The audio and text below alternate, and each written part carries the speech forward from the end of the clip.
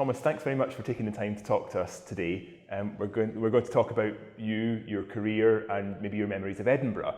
But I was thinking back the other day to the first time I really heard you singing on record. And of course, as a student, I knew your name, and I no doubt heard recordings. That's not long ago, isn't it? That's over 20 years ago. Of your student time. My You look so young. Thank you. You're welcome. But the first time I think I really fell in love with your voice was listening to the orchestrated Schubert songs recording you made with Claudio Abbado. Is there anything you can remember about that recording and working with Claudio particularly, another great festival favourite? There are two opposite sides of working with Claudio. In the rehearsal it was mostly relatively chaotic. Then he saw that maybe the cellos were not on the right place and they have to change it immediately. And it was always a little bit chaotic, but in the concerts, you had the feeling you have a volcano next to you whom you could trust 100%. Even in the rehearsal, which were shortly before the concert, his hand moving was only this, listen to the singer. And it was like honestly making music with a very, very close friend. And Claudio was such an incredible, shy human being, smart and careful, and I loved to make music with him. And especially these kind of songs, I mean, I sang these Schubert songs so often in concerts. The funny thing was that the orchestration was much higher than I normally sang it. Yeah.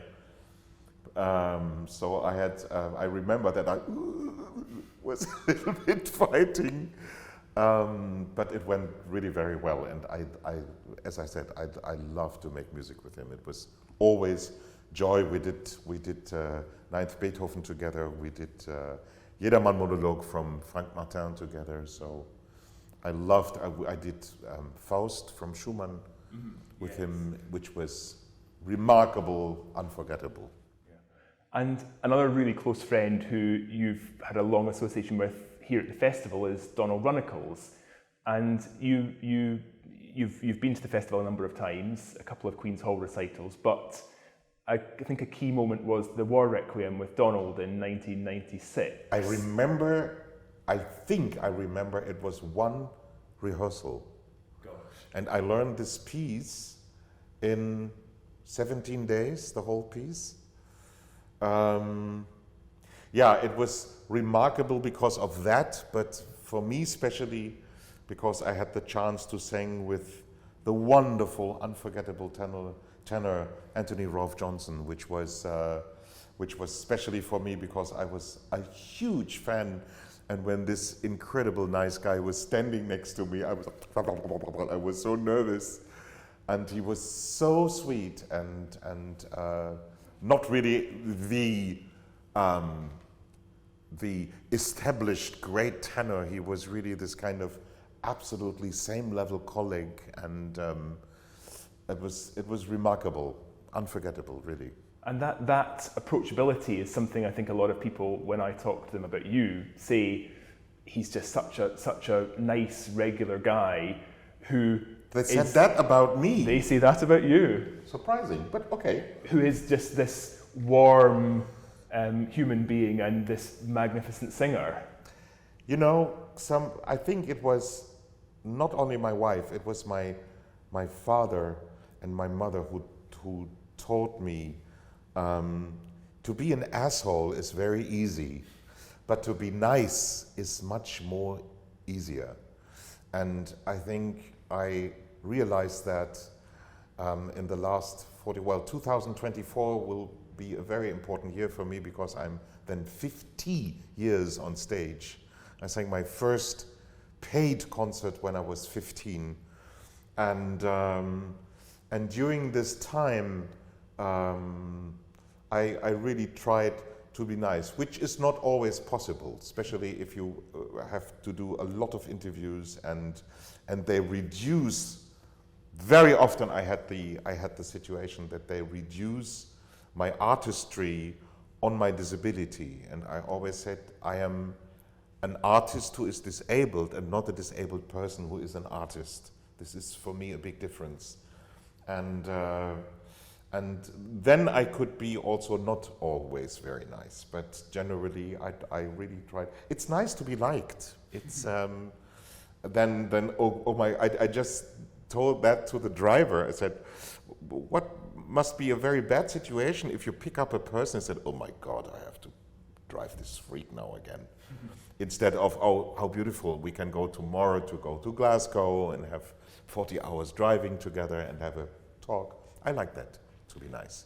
And we'll talk a little bit about why you're here in a minute, but your first paid engagement when you were 15, is there a moment before that where you realised that you wanted to be a singer and that was going to be your career path? Well, there are existing first recordings when I was 3. And I'm coming out of, I grown up in a very musical family. My brother played 4 different instruments. My mother played piano. My father studied voice. The problem only was he was born in 1927. So when the war was over, all the theaters were broken. And when he met my mother, her father said, very nice guy, but a very crazy profession. I was never forced from my parents to become a singer, but they gave me the chance to develop it, which I'm very thankful still. And when you started so young, I started with my first lessons when I was 12 with my teacher. And when you realize them, and especially if you are so young, you're not thinking about your nerves. You know, it's you go out and sing and you have fun and that's it. Yeah. It changed when you become older. But these first years were so easy and natural that I couldn't even imagine to do something else than singing. Mm-hmm. It changed when I wanted to go to the university, because in Hanover the university said at that time, he cannot play an instrument, so he cannot really study singing, because you need a second instrument. And they didn't want to produce an example, which was crazy at that time, well, to be honest. So I studied law then and realized I'm everything but definitely not a lawyer. And then I worked 6 years in a bank to have a profession and to earn some money. Then I went from there to a radio station where I worked 6 years as a kind of music journalist for classical music and speaker. Yeah. And well, I'm shortening it up now. Then in the same year when I got my fixed position at the radio, I won the ARD competition in Munich in '88. And I worked 6 years also for the radio station, and then a colleague, a singer from Detmold who had a professorship there said, oh, we have a free position, inscribe yourself. And I said, well, excuse me, I'm 35, I'm too young for that. But he said, yeah, but you have a great career and you have good ears, so try. So beside of 130 people who want to get this position, I got it. So I'm since 1969 now professor, first in Detmold, and since 2004 I'm in Berlin at the Hans Eisler Musikhochschule, which I love really very much. And I'm in my last years. I only have 3 more years, and then I'm rentier, which is also very nice. Gosh. And as a teacher, you've mentored some of the really great singers of our time. Florian Busch springs to mind as somebody he did one of his first masterclasses with me in Salzburg. Unforgettable. And teaching is such an important part of your life. What do you try to pass on to your students? Encouraging. I think that's the most important thing, and show them that they need to be ambitious and that our profession has a lot to do, especially in these times where the possibilities of performing because of the pandemic are getting shorter and shorter, and the theaters really has to fight for surviving. The quality should be the main important thing. So they have to work, being ambitious, and but the main important thing is really to encourage them that they gonna create the most beautiful profession on earth, and to have a respect for the music and being very respectful for the composers, and that we as artists are on third position, not on first position. And we'll see you working with a couple of the Scottish Opera emerging artists as the final part of your residency here. The first part of it is something relatively new for you. It's a role in Ariadne of Naxos. Well, the speaking roles are not new for me because I did Gurelieder before.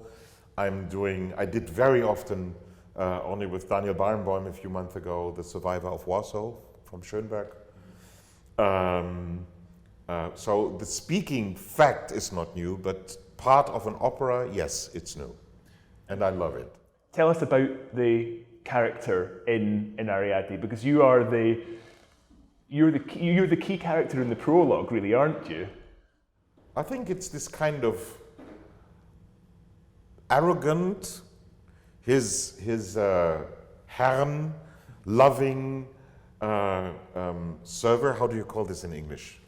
Diener. Butler, probably. Yeah, butler. So yes, a little arrogant and a little snobby, I think, with a huge Austrian dialect. And yeah, it's fun to do, and I love these kind of old language. Yeah, habe die Ehre, mich zu entfernen. I love that. It's not this kind. Now you say I go. These old German and very artificial speaking, I really love very, very much. And that gives it a sense of the comedy, doesn't it? Yes, of course, it's humorful. Of course, yeah. And so that's Ariadne of Naxos, and of course you mentioned the other Sprecher roles, and Gurelieder was one of my highlights of a few years ago. Yeah. Of watching. I just heard that I will do it in 24 when I have my 50th stage anniversary. We will do it in Carnegie Hall with Simon and his new orchestra, Radio Symphony Munich, in Carnegie Hall together. So I'm really looking forward to that. Yeah. And the middle part, if you like, of what you're doing this summer is your jazz concert, and you stepped back from classical singing a number of years ago. What made you start to sing jazz? I always did it, it was one of the facts which made my teacher, whom I worked 17 years with, sometimes a little bit angry, but I always had my own head, and I think one of the most important points in living happily is do what makes you happy. And well, the reason why I stopped classical singing was really very tragical and very sad, because my brother died with 52 on lung cancer, so much too young, and I lost for 2 years completely my voice. And then friends came and said, Tommy, shall we try to make a little bit jazz together? The beautiful fact was that there were not amateurs, they were really the most prestigious artists that you could find in Germany and Europe. Wolfgang Hafner, for example, played with El Giro, Pat Metheny, the Brecker brothers, Bill Evans. So he's one of the most important jazz drummers that we have at the moment in Europe. And the other two guys, our pianist is 23 and did his first solo concert with the WDR Big Band when he was, I think, 16. And Dieter Ilk is one of the most, I call him the Paganini on double bass. He plays really like this. He is an astonishing musician, and the beautiful fact is, which is hopefully spreading also to the audience, is the fact that we are all very close friends. And in the moment where we make music together, we really have fun. It's not this kind of professional, here we are, now we make music, and that's it. It's really the joy of music making together, which is one part of the success that we have as a band. Yeah. And I like that very, very much. And do you approach technically singing jazz any differently from how you approach singing Schubert or? Yeah, completely. It's not comparable. I mean, it helps if you have an educated voice. Yeah. Because the beautiful thing is I can transpose all the songs in keys that momentarily no jazz singer in the world is doing it in that key, because I have this low voice. And I learned a new instrument, means the microphone. So if you go very close and you, my funny Valentine, it helps. And the sound, of course, it's really, it's like a new instrument that I learned. And I always said also to my guys, if I would sound like a classical singer doing jazz, I will not doing it. So for me, it was always and is always very important that it really sounds like jazz, and not like this "My Funny Valentine." This is these kind of crossover I always didn't like very much. Yeah. So hope you will hear it. I hope it sounds like jazz. Yeah, and we've spoken before about your love of Edinburgh and of the festival. What do you love so much about the city? And it's not only, well, the city is incredibly pretty. That's first point. The second point, we have in our family a very close relationship to the city, because my wife Claudia studied here in the 19th, directly after the wall break, because she is from the east. Social science and journalism. Yeah. So, and she loved this city very much, and we both have a really, is that the right word, affinity? Yeah. To Scotland, to the nature here, to Great Britain generally, or Ireland, and we love that very, very much. And I had, if I remember it well, always the feeling that music for this audience here at the festival is a very important thing. It's totally different than in Salzburg. In Salzburg, most of the audience are a little bit like, we can afford these kind of tickets, so this is why we are here. And this is, I think, completely different here, because here are people, of course, who can afford the tickets, but the mentality is totally different. And I prefer this here. And the third thing is that I like the mentality of the Scottish people very much. They are very friendly. We had yesterday the situation that I was sitting outside in a restaurant on grass, how do you call this? Grass market. Yes. And next to us was a young girl, 12, with her father, and she started to talk to us. And then I said, oh, I'm a singer here at the festival. Oh, when is your concert? And it was, immediately we had an hour talk together, which was so nice. Salzburg, impossible to have this kind of conversation with an audience. It's this kind of little snobby. And you don't have that here, which I love very much. And we talked about another recital that you gave here with Andras Schiff, 2003 in the Usher Hall. But you've appeared in both the Queen's Hall and the Usher Hall series, haven't you? Well, the first recital that I did here with my first pianist, it's for me very unforgettable, because really it was at the beginning of my career. And Peter Zadek, the very famous German director, worked here, I think, in that year in this festival, and he was in the concert. And backstage he gave me a huge hug, and he said, Mr. Quasthoff, trust me, you will make a huge career. And I remember that I thought, I will make a huge career, of course. He listened once to a recital of it, but thank God he was right, which was really very, very nice. So I remember that very well, and I got this Scott Trustman Award in the first year when I was here, I remember. So it was, yeah, very successful for me here from the beginning on. And as I said, I love this city. Yeah, and I went 4 days ago with Claudia, my wife, to the ocean, and also the area surrounding Edinburgh is so beautiful, and I like it. Well, I hope we'll see you here again in the future. It's always a pleasure. As often as you need me, I will be here. It's always a pleasure to have you here, and thank you for talking to us. Thank you very much. Thank you.